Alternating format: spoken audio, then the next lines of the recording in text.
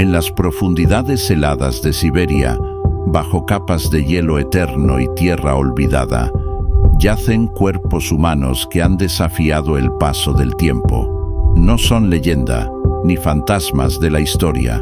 Son momias reales, marcadas con tatuajes antiguos y envueltas en enigmas que la ciencia aún no logra descifrar por completo. ¿Quiénes fueron estos hombres y mujeres que vivieron y murieron en los extremos del mundo conocido? ¿Qué secretos llevan en la piel, en los huesos, en los objetos que los acompañan a la eternidad?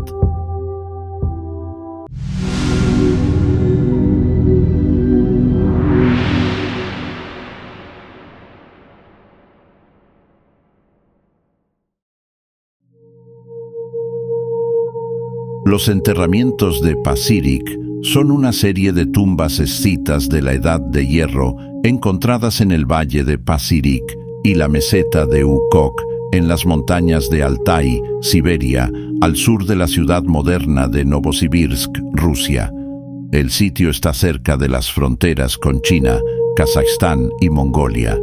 Los portadores de la cultura Pacirik eran nómadas pastores de la estepa que montaban a caballo, y algunos pueden haber acumulado una gran riqueza a través del comercio de caballos con comerciantes de Persia, India y China.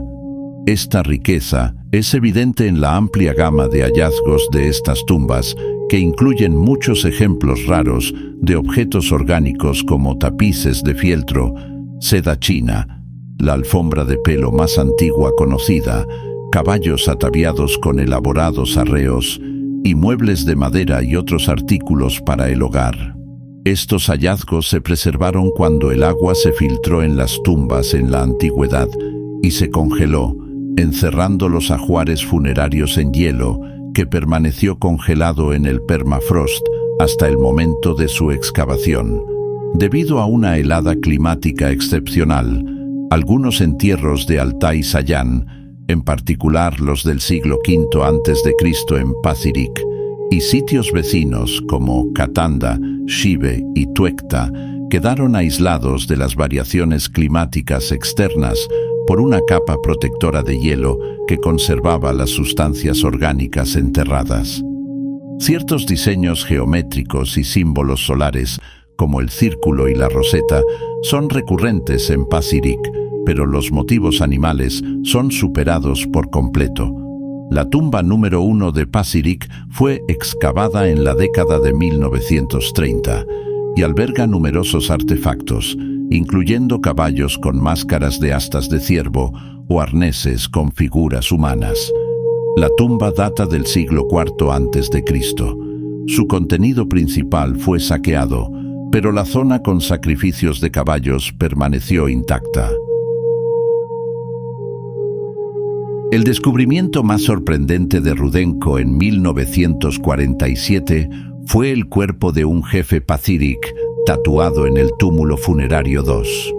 Un hombre corpulento, de complexión fuerte, de unos 76 centímetros de altura, que había muerto cuando tenía entre 55 y 60 años. Su tumba era monumental y estaba lujosamente equipada. Murió violentamente y fue asesinado con un hacha de batalla de tipo escita, y le arrancaron el cuero cabelludo. Fue embalsamado cuidadosamente, y su cuerpo estaba cubierto de tatuajes de estilo animal, pero no su rostro. Partes del cuerpo se habían deteriorado, pero gran parte del tatuaje aún era claramente visible. Una investigación posterior utilizando fotografía infrarroja reflejada reveló que los 5 cuerpos descubiertos en los kurganes de Pacirik estaban tatuados. El jefe estaba elaboradamente decorado con una serie entrelazada de llamativos diseños que representaban una variedad de bestias fantásticas. Los tatuajes mejor conservados eran imágenes de un burro, un carnero de montaña, 2 ciervos muy estilizados con largas astas y un carnívoro imaginario en el brazo derecho. 2 monstruos parecidos a grifos decoran el pecho y en el brazo izquierdo hay 3 imágenes parcialmente borradas que parecen representar 2 ciervos y una cabra montés. En la parte delantera de la pierna derecha, un pez se extiende desde el pie hasta la rodilla.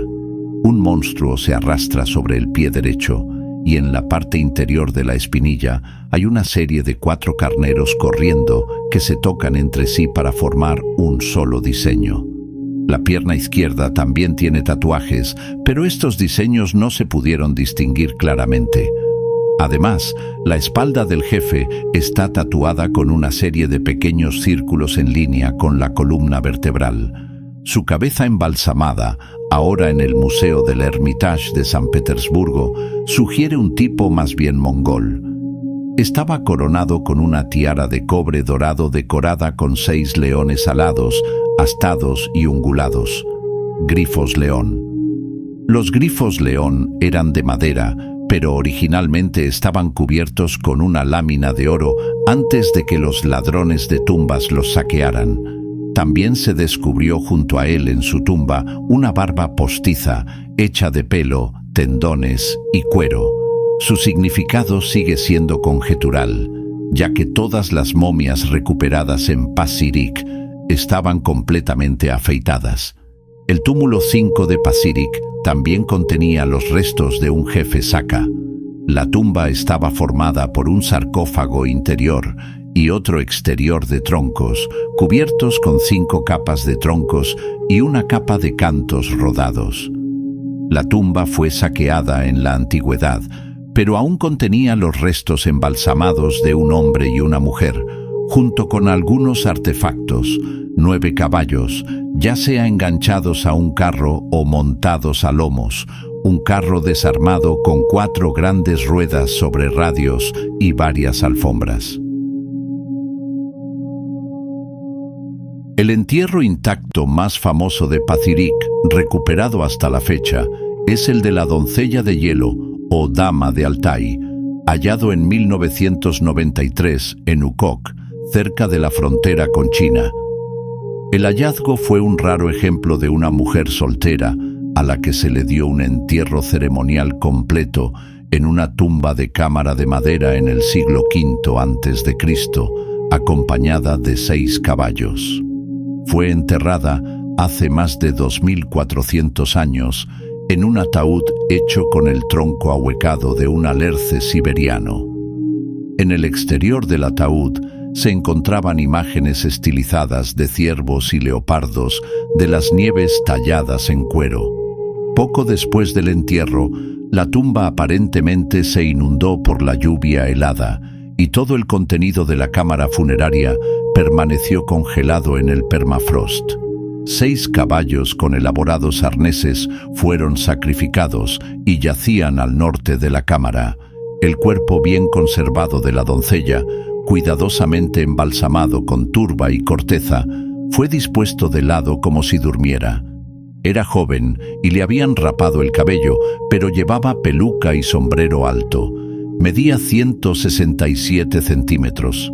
Incluso los tatuajes de animales se conservaban en su piel pálida, criaturas con cuernos que se transforman en flores.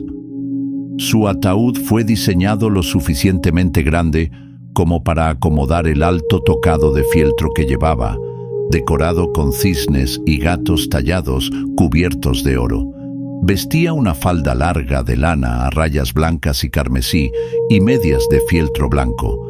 Originalmente se creyó que su blusa amarilla estaba hecha de seda silvestre tusa, pero un examen más detallado de las fibras indica que el material no es chino, sino seda silvestre procedente de otro lugar, quizás de la India.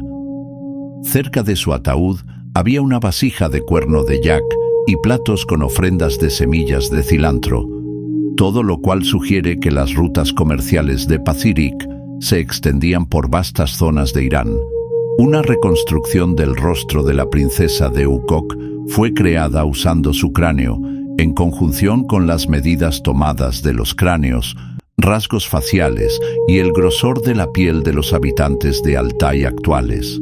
La artista que creó la reconstrucción, Tanya Balueva, manifestó que la princesa de Ukok Es un claro ejemplo de la raza caucásica sin rasgos típicamente mongoles.